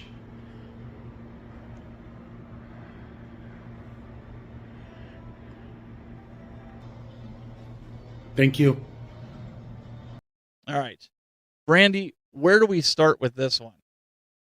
That's amazing. Like what I love about this stuff is I love the aesthetic of it, like the colors, like the vibe that you get No, with wait a that. second. Wait, stop. You're lying. You just told me when we were watching the video that you loved all his Dallas Cowboy pictures and memorabilia that were up on the wall. That you wanted that for your game room. Don't play us. I did. I was like, wow, that's so cool. Oh, look, everywhere you look. And then I saw Cowboys and I was like, I'll let it slide. and then I popped back. Go Pittsburgh. I have to be careful with what I say because I don't want to offend an entire convention like Pittsburgh when I said that the Ravens were better and Pittsburgh sucked, and then people literally over the around. PA she did that. Have you guys missed it on? Did. This lady, if I blink, I see the lady's face staring at me with daggers. So I will not insult the Cowboys. Might not have been my favorite part of the entire game room, but I'll let it slide. I do like it. I like the variety. So I love Texas Chainsaw Massacre, and I feel like sometimes when I go on these video game hunting trips, I'm gonna end up there. Right. I always get a little nervous when I'm down a dirt road and it starts to get a little bit creepier, and I'm in the middle of nowhere for a Sega cabinet or something like that. But it is very cool to see. One of my favorites is obviously Spider-Man. He had the Tobey Maguire. I can't believe he found it in the dumpster. I'm a big Spider-Man fan. I actually have a movie outfit for Far From Home. I wear it at different parades for the kids and stuff. And seeing that was cool. But I don't know if you guys, I'd like to hear more about the banner. And correct me if I'm wrong, Insane D Gamer. Did you say you got that 50 years ago? Maybe I misheard it because I was doing 100 other things. But that's pretty cool to even have it. Heck, if he had it 30 years and it's that good a shape, that's incredible. Yeah, that is pretty cool looking. I've never seen another, so I thought it was cool. But definitely 15 years he said he had okay, it. 15. That makes more sense because I did see some of the interchanging of Mario, so I was like, man, they predicted the future. Oh yeah, I didn't see it on there. Right. I tried to hone in a little bit. I didn't think Mario's not even been around for 50 years. So it just goes to show you I can't hear right either. Yeah, we're working on it. We're working on it. I'm a Cowboys fan. What do you want from me? Oh no. But yes, he had the original Xbox complete series and the laser discs. You don't really see people collecting laser discs, but that he looked like he had a pretty healthy collection. Yeah, it looks like a nice collection of that. I love the variety of it. I feel like anyone can go in there and find something that they enjoy. Whether you're like a horror fan, Yep. you love Mario, you love Xbox. I mean, there's just Cowboys. There's just a lot of different things in there. It's actually really really cool to see, and I like that Spider-Man. That was neat. Yeah, you gotta like the Spider-Man. I can't get over he found that in a dumpster. That's what we like to hear. All right, let's get on with the next one. So we don't keep these people here all night. We have 2 more to get through. One of them's a picture. Let's take you to Dan Woods and his grails. Hey guys, it's Dan here, otherwise known as Grand Designs 82. Want to show you guys some of my collection grails. This is the entire set of 677 NES games here, including all the heavy hitters up on top. I want to go over all these guys here. Bonk's Adventure here. This is a really, really high expensive game. Paid $800 for this one over at Capital Games Agana, Ohio. Really minty condition on this guy right here. Probably one of my mintiest of all my big ones. Power Blade 2, not the super best of condition, but this one I got a really good deal on over at Classic Replay Games over in Coriopolis, PA. Big shout out to those guys. This one was one of my hardest ones to find of all of them, honestly. Then over here, my biggest one of all of them, my Little Samson. This one, $2,400 this one cost me. I got this one back in April over at Retro Fresh over in Ohio. This one's really minty. It even has a sticker on the back too from a place that I tried to find so hard. Looked up every imaginable thing in Ohio. Could not find anything on Stage Door Video. That's how forgotten that place is. But this is a really minty cart right here. By far my biggest holy grail of all the ones I got. Then over here, Flintstones Dinosaur Peak. Dino Peak here was probably one of my proudest ones to get. I ended up getting this one up at Just Press Play over in York, PA. This right here, it still has the Shop JPP sticker on it. Got really good condition on this. This one's actually pretty hard to find in really good condition, honestly. Then over here, Panic Restaurant. This is a real minty one here. Also got this one over at Classic Replay Games, just like I did Power Blade 2. Separate visit on this, but a really good one to get here. This one's usually hard to find in good condition, too. And then over here, the last of my big ones, I have the PAL edition of Stadium Events. It's not nearly as expensive as the huge one is, the one that's worth like $20,000, but I still paid $800 for this one. It's an identical game to the one that everybody wants to get, but it's good enough for me to complete the collection. So, and then over here, the last of my grails are my autograph games. So many of these are really nice. Like my Kevin Eastman signed my Ninja Turtles here. That Ralph Macchio signed my Karate Kid, among a bunch of other ones. My proudest of this one, however, is my Mortal Kombat. Whole bunch of people signed this one to multiple different conventions for. John Tobias, Ed Boon, got the Bacinas here. I mean, you got who's Divisio here ended up signing this. Paul Niemeyer, who's the artist of the Dragon, signed this. Bunch of other ones too. And this is one that I'm probably going to keep building up with more Mortal Kombat signatures that go on. So those are my grails, everybody. Hope you like them. Have a good day. All right. So Dan had a pretty good setup with his Nintendo, right? Yeah, I say just bring it all over to my house. We'll find a spot for it, and no, I like how it's displayed too. Like I like right in like the center there, you get to see all like the heavy hitters, and just like the ones that have been eluding us that are some of our holy grails. Yep. You know, definitely some harder to find ones, and I think as we're kind of defining like uncommon and rare, I think the pricing is what makes some of these rare because not everyone has, you know, thousands of dollars just to do that. And like Nick Angelo is saying in the chat, Mortal Kombat 1 was interesting, you know, because it has all of those signatures on it. Yep. That you were even mentioning too, and it's cool to see that stuff because of all these video game conventions. They're bringing out all these voice actors. They're bringing out the people who did like the martial arts, you know, like the characters who were the characters in the game, and it's just so cool to see that. Marbs is telling me I don't have a spot for any of it. She'll make a spot. Cleveland Gaming Classic. It's funny. He says sell it and take a nice vacation, Tom. But I believe that's where he got a lot of that signed. Because I think Tobias was there last year. If I'm not messing up the years, Tom, you'll have to fact check me on that. But I think Cleveland was the first place that all the Mortal Kombat characters that were not in the game, the first time they showed up, and I don't know how many years.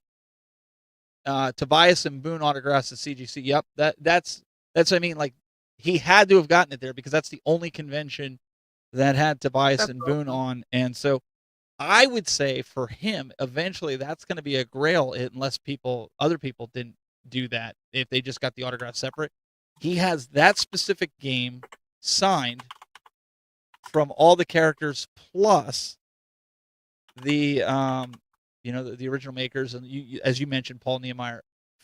In my opinion, I think down the road that's going to be a grail. If it's not already, I mean, it's his grail, obviously, but you know what I'm saying. Yeah. First I time in think 30 all of years. Yeah, all of it. You just want him to move it to your house. I really do, and I know Marbs and everyone keeps saying I don't have any room, but I will find room for it. But I think the fact that it's all together and it's all displayed, because some people, they pack that stuff up in boxes, Mhm. and I feel like it kind of like loses that, like, aesthetic of it. Like it just kind of like loses it when the stuff's all packed away. I like how it's displayed. You could tell that that's where his time and everything goes into. He appreciates that, he values that, and that's what I like seeing. Do you want to introduce the next one, which is the gaming shelf? Yes. I was like, she's zoning out. She's reading the wrong chat. No, I'm just kidding. No, in the chat, everyone's talking about yeah, like Samantha Azira's in the chat. Welcome in. She was like, I have seen the wizardry. She can fit it. See, at least someone's rooting on my side over here. No, but pretty much we got a shelf. It was sent to us through, I think, Instagram it was. So we'll go ahead and check that out. We'll talk about it. And this is a buddy, and Walkies? Is that how you say his name? Walkies? I didn't know. Okay. He does say it in the video. Okay. Well, the way it looks versus how he says it, it's yeah. Man. Okay. We apologize if we butchered it, but here we go. What's happening, gamers? This is Rob, better known as Waukesha Game Hunter. Gonna share my trophy shelf with you guys this evening. And up here, Rule of Rose on the PS2, Quan, Haunting Ground, Blood Will Tell. Got the whole Clock Tower trilogy right here. Hoping to eventually add Obscure up here. Buckaroos, Chrono Trigger, classic. Kirby's Dream Land 3, Fox Hunt on the PS1, Tail Concerto, Gigawing 1 and 2 here on the Dreamcast, and of course my prizes up here. The big five for the N64, Bomberman 64. There's a beautiful sculptor's cut, Stunt Racer, still with a anti-theft strip on there. Super Bowling, and Worms Armageddon. Plenty more in the game room, but this is the ones I like to show off and occasionally rotate out. Thank you. All right. Yeah, I'll try and butcher the name, but it's like Waukesha Game Hunter. If I said that correctly, I just want to make sure. Yeah, he had a lot of. It was hard to hear it because he had a lot of reverb on his microphone. I don't know if he did it on purpose or if it was an accident because he was listening. I don't know, but I have a question for you, Brandy, and maybe a question for him. With all those heavy hitters, how does that shelf stay up? That's what I want. I know. I feel like we all need to know. So Rob, tell us, how do you get that shelf to stay up there? Because that's a lot of weight on there. That's a lot of. Who needs a game room, man? He's got the game shelf with the hitters and stuff. Thanks again, Rob, for sending that. And we're not going to try to pronounce that.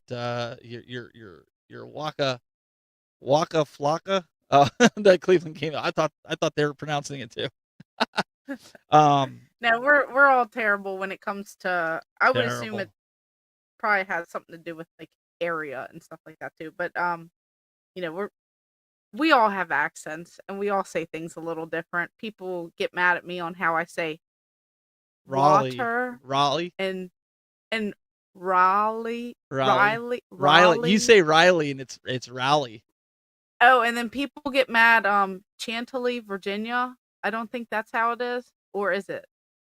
There's a few things that I mispronounce. You and know, people it's funny because like I live near, obviously I live near Pennsylvania, but driving through there is a city. Well, I guess it's a city. It's called it. We've always called it Dubois, Dubois. Dubois. It's Dubois. It's French, and I just found that out after almost 25 years of calling it Dubois. My family, all of us, we all call it Dubois when we drive through it, and it's Dubois. So I went into it. The reason I know this, remember when I was on that work trip a couple weeks ago? I went to this gas station and I said, "How much further until I get out of Dubois?" And she just kind of like looked at me. Like, She what? says, Is "What?" this guy for real? I said, how much farther do I have till I'm out of Dubois? And she says, "You mean Dubois?" And I looked, and then I kind of looked at her, and she's like, "It's pronounced Dubois." And I was like, "Oh, yeah, that." And so, yeah, it was one of those things. So learning moments where you're like, oh learning man, I've been moments. saying this wrong my Yeah. entire life, and then it clicks. Then it hits you. All right. We also It had this happens. picture sent in to you, I believe, on Instagram, right? Yes, he was in the chat earlier. Saw him commenting. So if you're still here, we have my buddy, and he was telling us, I guess earlier, about some of the signatures, or at least in my chat. So he actually got some of these signed at, I think, the Southeast Game Exchange. So if he is still here, Yeah, it would have been cool we want to know. what they are. It's hard to see them through this. I mean, they'll be able to see them by zooming Yeah, in. so if you're still here, Fangs the Wolf, Nathan, if you're still here, let us know. But he was saying earlier that a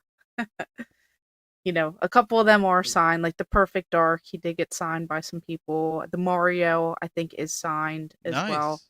And I think he was excited for a few other ones that he may get signed. But it's really cool. I know he takes pride in his collection and trying to get some of these games, and it's always great to see him at the Southeast Game Exchange. He always pops on over and says hey, and tells me about all of his cool pickups, and I love hearing about it because it's really cool, and you could tell what he's really passionate for. Very, very cool. Well, we appreciate him sending these in. I don't have any pickups this week, and I don't think you did. We had two close, from Friday to now. But one thing, if I have the liberty to, for some of the folks that are going to be at these conventions coming up, right? Mm-hmm. I want to show something. If you're into decor for your game room, my daughter is actually making these. Wow. I know, Brandy, you've been doing a lot of making and things. She's making a Yoshi right now, but we have Cubert. the Cubert. We have the mushroom. I'm going to switch over there so I can show you. We have like the turtle shell from Mario Kart that she did. Oh, I hate that. Yeah, well, I know that's why she figured everybody would want it. But you've got the Cubert, and then you've got the mushroom from Mario. She's going to have a bunch of these at Cleveland and Pittsburgh. And if you're looking to pick one of those up for your game room, she makes them. If you guys want a specific one and you want her to bring it and make it ahead of time, send me a message and I'll let her know. She's very inexpensive, but it's just a way for her, for the hobby. She likes doing this and make a little extra money on the side. Teenagers, they got to make money, right? So she's pretty good at it. So I thought, well, I like put it out there. patience that you have to have for that. Like, I know. if I tried to make any of them, I think they would turn into a blob. I'm much better at doing like the perler beads because they're flat and they're a little harder to mess up. But that takes some dedication, and She, I don't know. I'm trying to think. One of the guys in your chat room yet. He bought one from her last year. I forget which one he bought from her. Oh, the piranha plant. I think he bought. She made like a nice piranha plant. Oh. Johnny Graphics bought. I forget what Johnny Graphics bought. He bought Very something nice. for his wife, but she had it and she brought him. She brought him out. So a lot of times it's spending money at the conventions and things like that. But if you're interested and you want some, I have them in my game room. I have them set around throughout the game room, different things that she makes. So hit me up. They're asking for Pac-Man. Pac-Man. Retro Okay. Maniac said, can she do a Pac-Man? She can do a Pac-Man. Yes, absolutely. Yep. I'll let her know, because that was one thing she was asking too. She was like, I don't know what I should make, if I should make things like that. Yeah, like a little bit of everything. I say like the main staples would be a good start. At least that's what I do with like the Perlers. You know, you do like the Pac-Man, the Marios. Oh, my wife just texted me. Johnny Graphics bought a Goomba. Oh, nice. She made Very cool. a big Goomba. It was about like this big, and she's doing a Yoshi right now for a friend of ours. So I'll put a picture out on social media when she gets that done. But Pac-Man is one that they're saying, so we'll make sure. She's probably watching the show right now. She might even be in the chat room right now.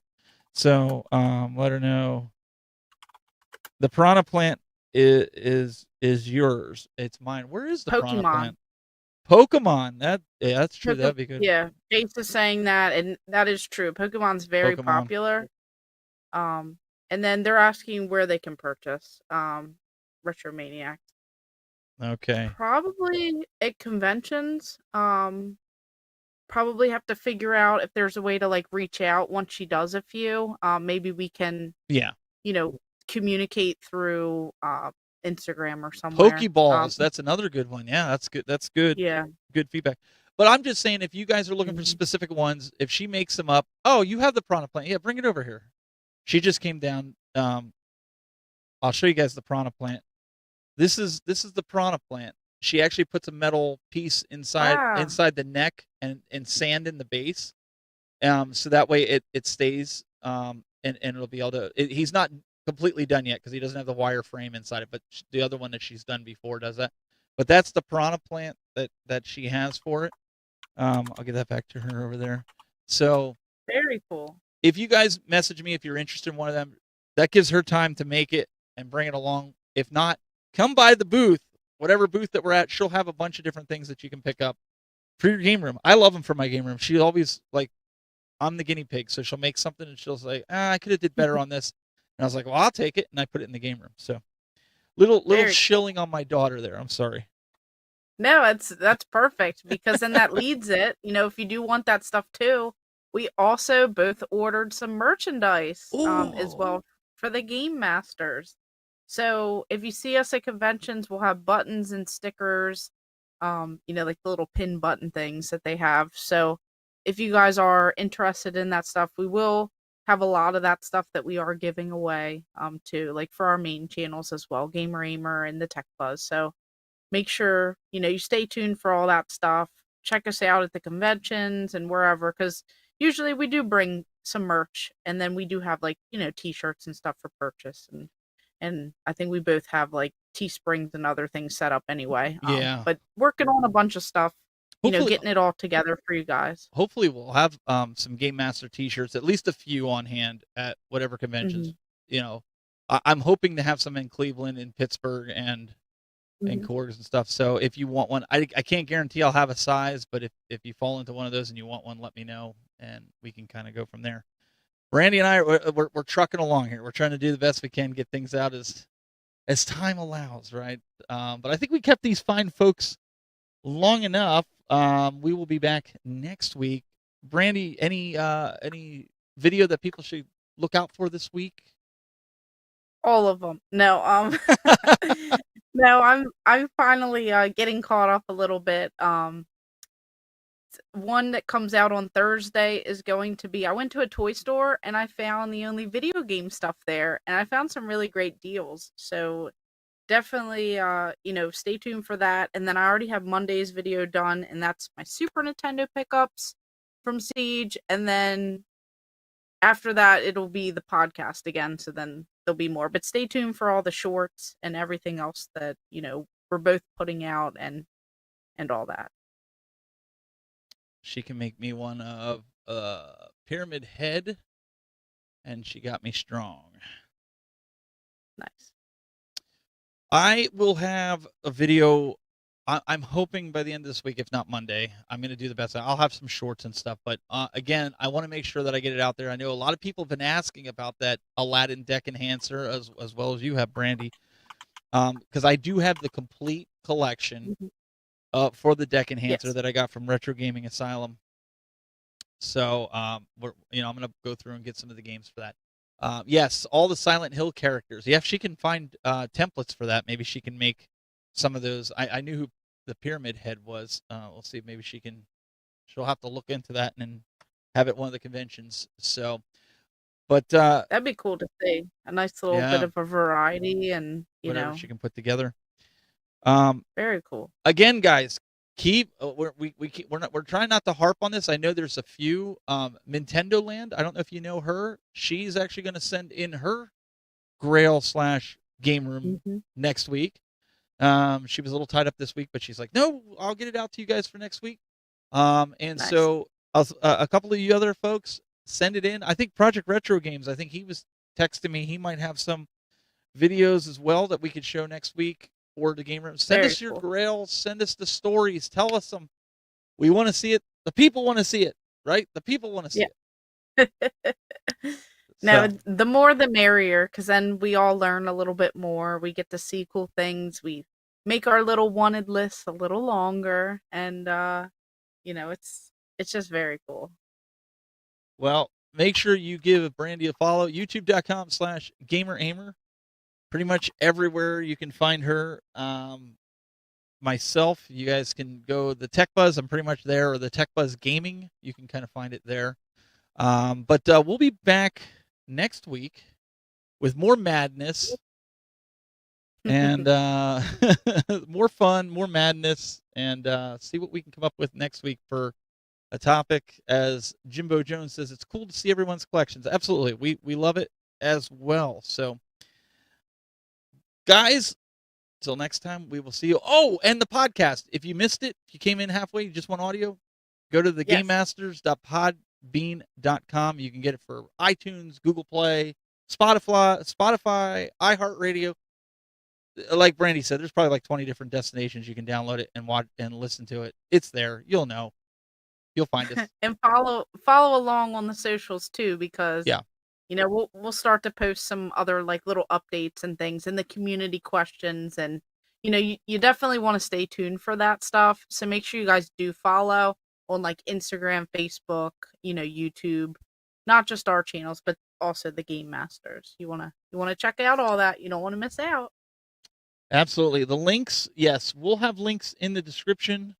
But I'm used to Jason Little Alien being here. He's not here tonight, but the link is thegamemasters.podbean.com. That's where you can get access to the audio only podcast. I also have a link on my website, ttbgaming.com. You can go there as well. There's content there, but the podcast is on there. There's a section for that. So eventually, Brandy will have the Game Masters website that we can kind of direct, but we're trying to iron things out. We want to get the chat working first so that we can pull everybody's chat in. So that's my number one task right now. So, guys, we'll see you next week. Have a good rest of your weekend. Take care.